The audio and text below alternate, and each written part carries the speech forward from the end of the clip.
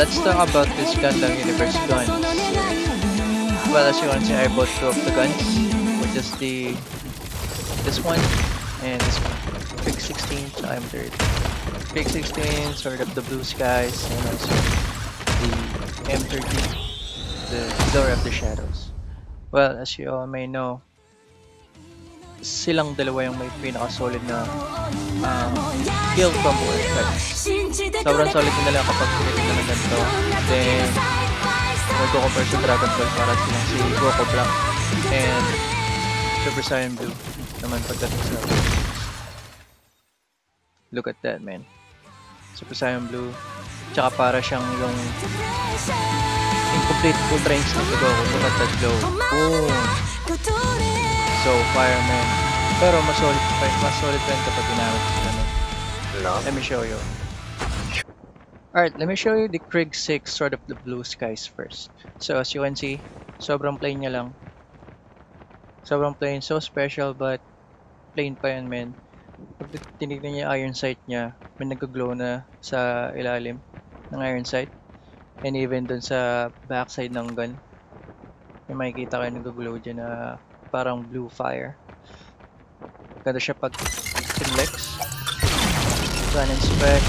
Then, ito yung may pinaka-solid na ano, gun inspect pagdating sa series na to. Sumunod yung M13. So, let's move on to the kill combo. First one. Ganun pa rin. And the second one. Bam! Look at that. Let's move to this dark side. Damn!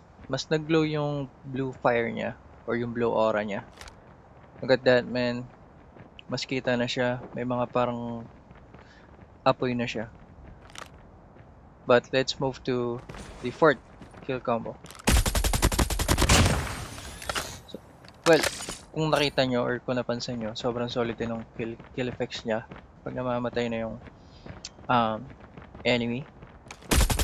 And this is the fourth combo. Oof! Mas lalo nag-glow yung blue fire niya, ano? Yung blue aura niya. Look at that. Mas kita na siya, mas lumalawak na siya. Especially sa front. Kung mapapansin mo yung front side niya.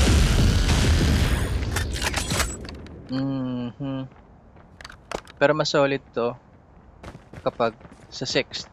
Let me show you. That's the 5th one. And the 6th one. Dang! Well, kinakasa pa lang siya, sobrang solid na makikita nyo na yung aura niya sa harapan. Pero mas solid yung sa backside ng gun. Text natin. Inspect. Look at that! Bang! And this is so dope. This is the dopest one. In my opinion. In my opinion, this is the dopest.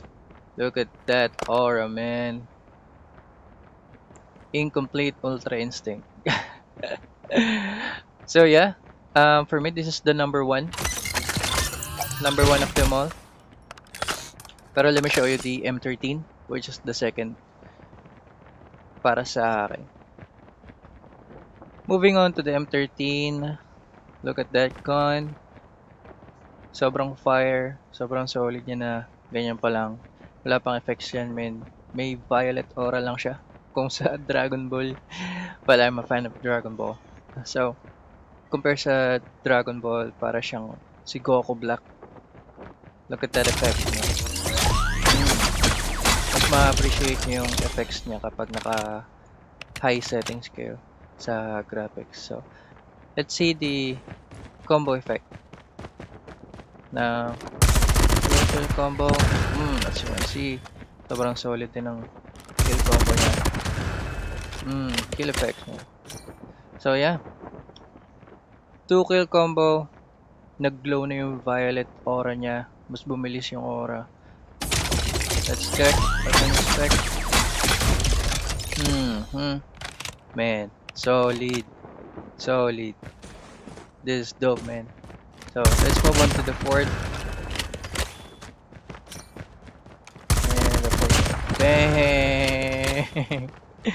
Mas nag-glow lalo yung violet aura niya. Lalo yung sa parang harapan ng muka ng Gundam.